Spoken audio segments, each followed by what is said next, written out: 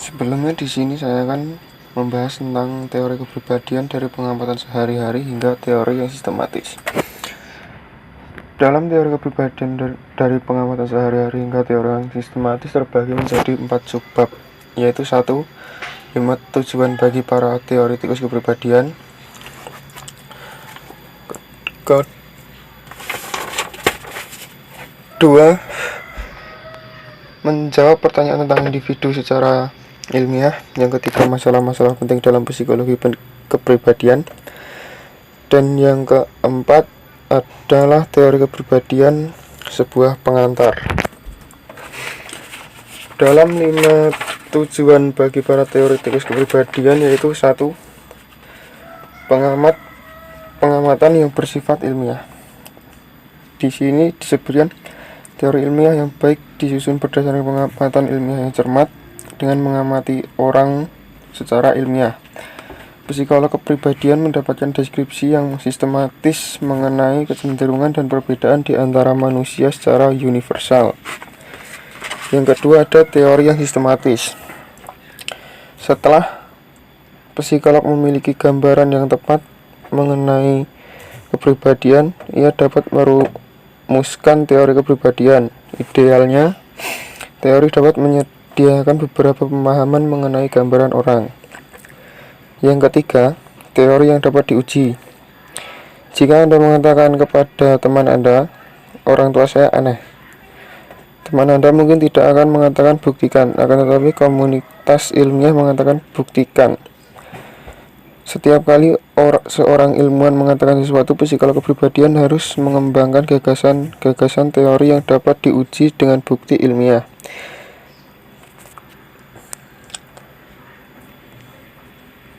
Yang keempat, teori yang komprehensif. Pada suatu kasus, misalkan Anda menyewa sebuah apartemen dan bermaksud untuk mengajak teman sekamar dengan tujuan agar dapat berbagi biaya sewa. Saat sedang memikirkan orang yang Anda kenal dan mencoba untuk memutuskan siapa yang akan diajak, ada banyak pertanyaan yang mungkin akan Anda ajukan mengenai kepribadian mereka. Mungkin apakah mereka orang yang menyenangkan, teliti, berpikir terbuka, dan lain sebagainya. Dan yang kelima, aplikasi dari teori menuju praktik. Kutipan dari para mahasiswa yang membuka bab ini atau kotak fokus bab semakin memperjelas bagi Anda untuk merumuskan gagasan yang memberi wawasan mengenai kepribadian bahkan sebelum mempelajari psikolog kepribadian. Akan tetapi jarang sekali orang mengubah wawasan pribadi mereka menjadi aplikasi yang sistematis. Untuk subbab yang kedua, yaitu mengapa mempelajari kepribadian.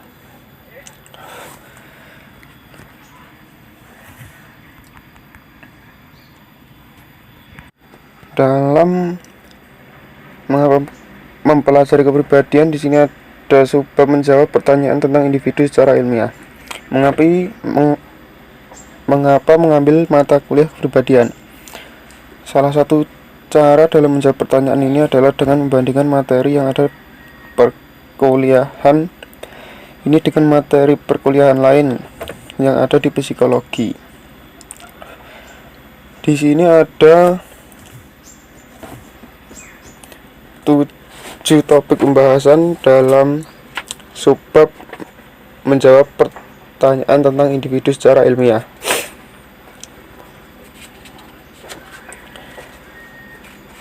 Yaitu 1. Struktur. Konsep struktur kepribadian mengacu pada aspek kepribadian yang stabil dan menetap. Individu memiliki kualitas psikologi yang berlangsung dari hari ke hari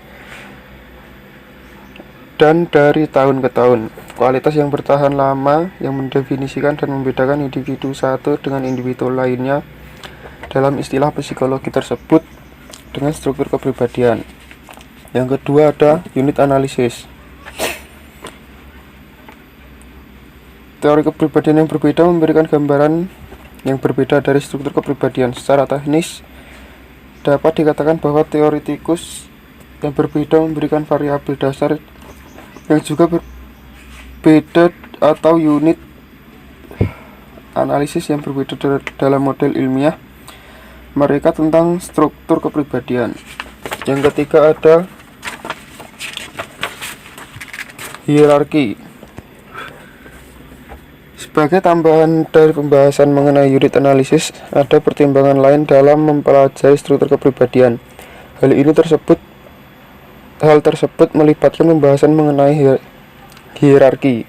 Kebanyakan teori kepribadian melihat struktur kepribadian sebagai organisasi yang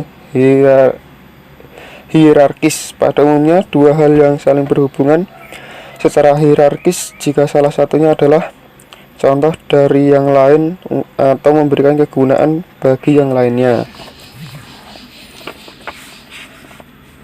Yang keempat ada proses. Sebagaimana teori-teori yang dapat dibandingkan berdasarkan cara mereka memandang struktur kepribadian, teori-teori ini juga dapat dibandingkan berdasarkan cara mereka memandang proses kepribadian. Proses kepribadian mengacu pada reaksi psikologis yang berubah secara dinamis dan terjadi dalam periode waktu yang relatif singkat. Meskipun Anda adalah orang yang sama dari waktu ke waktu, namun pikiran, emosi, dan keinginan Anda seringkali berubah dengan cepat dan dramatis.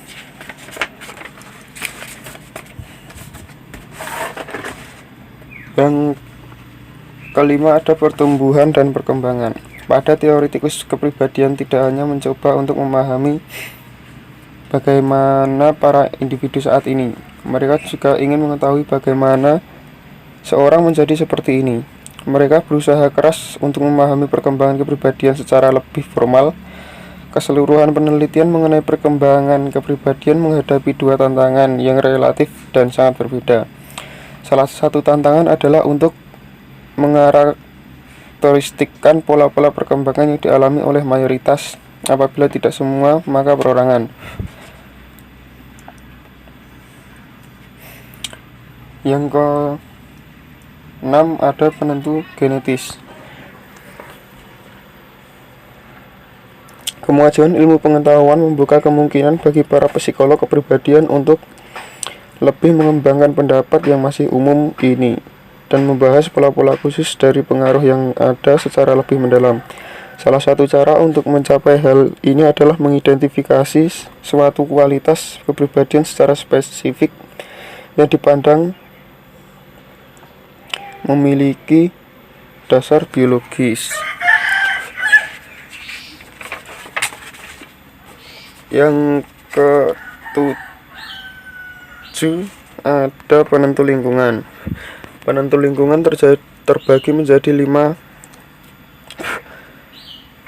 sub, yaitu 1 budaya, 2 kelas sosial, 3 keluarga, 4 teman sebaya, 5 psikologi, dan perubahan perilaku. Penentu lingkungan, mayoritas psikolog yang berorientasi biologis meyakini bahwa lingkungan memainkan peran penting dalam perkembangan kepribadian kita. Jika kita tidak tumbuh dalam suatu lingkungan sosial dengan orang lain, kita bahkan tidak akan menjadi seorang dalam hal di mana istilah seseorang tersebut dipahami secara umum. Dan di sini masuk kepada sub 1, yaitu budaya. Salah satu hal terpenting di antara penentu lingkungan terhadap kepribadian adalah pengalaman-pengalaman individual sebagai suatu hasil dari keanggotaan mereka pada suatu kultur tertentu. Setiap kultur memiliki pola institusional dan sanksi tertentu mengenai perilaku yang dipelajari, ritual-ritual dan kepercayaan-kepercayaan tertentu. Yang kedua ada kelas sosial. Meskipun pola perilaku tertentu berkembang sebagai suatu hasil dari keanggotaan dalam suatu budaya, beberapa pola perilaku yang lain dapat berkembang sebagai suatu hasil dari keanggotaan dalam suatu kelas sosial tertentu. dalam budaya tersebut. Banyak aspek dari kepribadian seorang individu hanya dapat dipahami dengan mengacu kepada kelompok tempat orang tersebut berada. Yang ketiga, ada keluarga. Di luar kesamaan yang ditentukan oleh faktor-faktor lingkungan seperti keanggotaan pada budaya atau kelas sosial yang sama, faktor-faktor lingkungan mendorong munculnya variasi dalam pemungsian kepribadian dari anggota suatu budaya atau kelas tertentu. Para orang tua memengaruhi perilaku anaknya melalui setidaknya 3 cara utama, yaitu 1. Melalui perilaku mereka sendiri. Orang tua memunculkan situasi yang memicu munculnya perilaku tertentu pada anak. Misalnya, frustasi yang mendorong munculnya agresi. Yang kedua, orang tua bertindak sebagai model peran untuk identifikasi. Yang ketiga, orang tua memberikan hadiah untuk penghargaan untuk perilaku tertentu.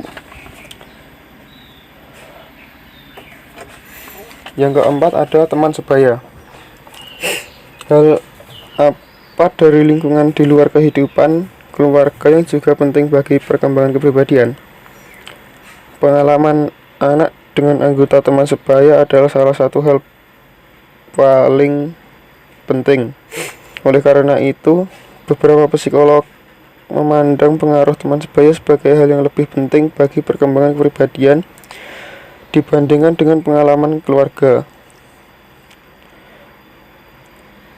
Yang kelima, ada psikologi dan perubahan perilaku. Membangun suatu teori kepribadian dapat dirasa menyulitkan seperti melakukan aktivitas ivory tower, yaitu suatu latihan intelektual abstrak yang gagal untuk menghubungkan perhatian-perhatian penting bagi hidup sehari-hari. Meskipun demikian, teori-teori kepribadian memiliki potensi kepentingan praktis yang besar. Orang seringkali menghadapi masalah psikologis yang rumit. Contohnya, mereka mengalami depresi dan kesepian. Seorang teman dekat mengalami ketergantungan obat. Mereka cemas mengenai hubungan seksual, atau seringnya terjadi pertengkaran yang mengancam stabilitas suatu hubungan yang romantis. Setelah itu masuk kepada subbab yang ketiga, yaitu masalah-masalah penting dalam psikologi. Di sini terbagi menjadi 6, yaitu pandangan filosofis terhadap diri, faktor eksternal dan internal penentu perilaku, konsistensi antar situasi dan sepanjang waktu, peranan masa lalu, masa kini, dan masa depan terhadap perilaku, kesatuan pengalaman dan tindakan serta konsep diri, dan yang terakhir keberagamaan tingkat kesadaran dan konsep ketidaksadaran. Yang pertama, yaitu pandangan filosofis terhadap diri. Teori-teori kepribadian memiliki sudut pandang yang sangat berbeda mengenai kualitas esensial dari manusia. Beberapa melibatkan suatu pandangan di mana manusia terlihat seperti aktor-aktor rasional. Manusia beralasan mengenai dunia, mempertimbangkan kerugian dan keuntungan dari alternatif-alternatif perbuatan, dan berperilaku yang didasarkan pada perhitungan rasional ini. Menurut pandangan ini, perbedaan individual terutama mencerminkan perbedaan dalam proses berpikir yang menyertai proses kualitas ini. Sudut pandang lain memandang bahwa manusia adalah hewan. Menurut pandangan ini, manusia diarahkan terutama oleh kekuatan irasional dan kekuatan yang dimiliki hewan. Proses berpikir rasional dipandang sebagai komponen yang relatif lemah bagi kepribadian yang dibandingkan dengan insting kehewanan yang sangat kuat. Dan yang selanjutnya itu faktor eksternal dan internal penentu perilaku. Masalah ini menitik beratkan pada hubungan antara faktor internal dan eksternal dan kepentingan relatif dari kedua faktor tersebut. Seluruh teori kepribadian setuju bahwa faktor-faktor dalam diri organisme dan kejadian-kejadian di lingkungan sekitarnya adalah merupakan hal yang penting dalam menentukan perilaku. Meskipun demikian, masing-masing teori ini berbeda dalam pemberian bobot terhadap faktor eksternal dan internal. Yang selanjutnya ada konsistensi antar situasi dan sepanjang waktu. Dalam suatu pola yang sangat konsisten, supervisor dalam bekerja yang berbeda dapat secara simbolis mewakili figur orang tua yang berbeda, dan anak Anda mungkin dapat secara konsisten menerapkan motif-motif udipal yang mendorong Anda untuk berperilaku dalam pola yang berbeda terhadap satu manusia dan manusia yang lain. Meskipun para manusia setuju terhadap apa yang dipandang sebagai konsistensi, mereka mungkin tidak setuju mengenai faktor-faktor yang menyebabkan kepribadian dapat menjadi konsisten.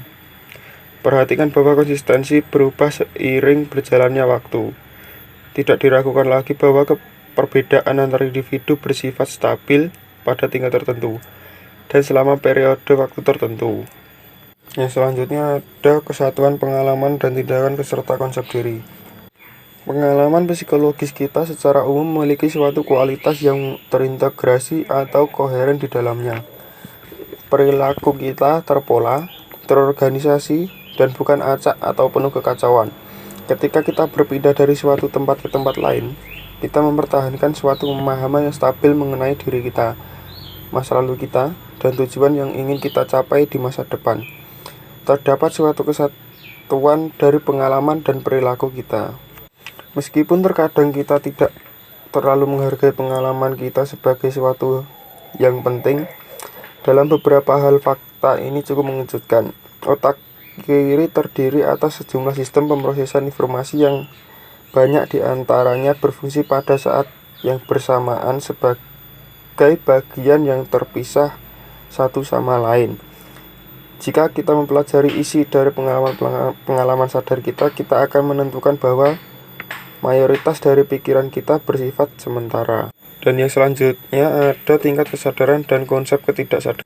Pada satu sisi, tidak diragukan lagi bahwa banyak aktivitas otak yang terjadi di luar kesadaran. Perhatikan apa yang sedang terjadi ketika Anda sedang membaca buku ini.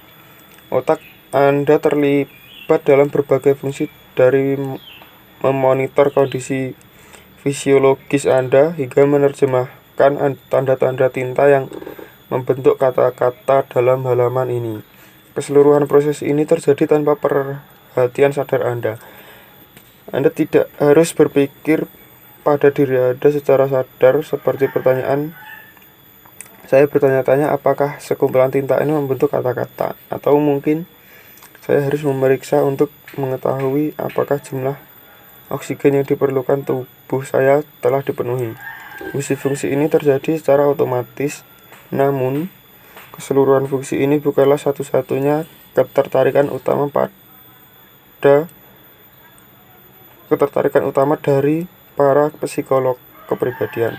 Dan yang terakhir pada bab ini adalah peranan masa lalu, masa kini, dan masa depan terhadap perilaku. Para teoretikus setuju bahwa perilaku hanya dapat dipengaruhi oleh faktor-faktor yang bekerja di masa kini. Suatu prinsip dasar dari kualitas adalah bahwa proses yang saat ini sedang aktif adalah penyebab dari kejadian-kejadian yang ada. Dalam pengertian ini, hanya masa kini yang penting untuk memahami perilaku. Namun, masa kini dapat dipengaruhi oleh pengalaman-pengalaman jauh di masa lalu atau di masa yang baru saja dilewati. Demikian juga, apa yang sedang dipikirkan oleh seseorang pada saat ini dapat dipengaruhi oleh pikiran-pikiran mengenai masa depan, baik dalam jangka pendek ataupun jangka panjang. Manusia berbeda dalam tingkatan sejauh mana mereka mengkhawatirkan masa lalu dan masa depan mereka. Para ahli kepribadian berbeda dalam perhatian mereka terhadap masa lalu dan masa depan sebagai penentu perilaku di masa kini. Dan masuk kepada subbab yang terakhir, yaitu teori kepribadian sebuah pengantar. Masalah-masalah penting yang muncul ketika seseorang mengkonfrontasi topik-topik ini dan kriteria yang dapat digunakan untuk mengevaluasi suatu teori kepribadian. Sekarang, pada bagian terakhir di bab ini, kita akan berlatih kepada teori itu sendiri. Dalam teori kepribadian sebuah pengantar terbagi menjadi 3, yaitu tantangan dalam membangun teori kepribadian, teori-teori kepribadian gambaran awal, dan keberadaan teori yang beragam atau teori sebagai kotak perkakas.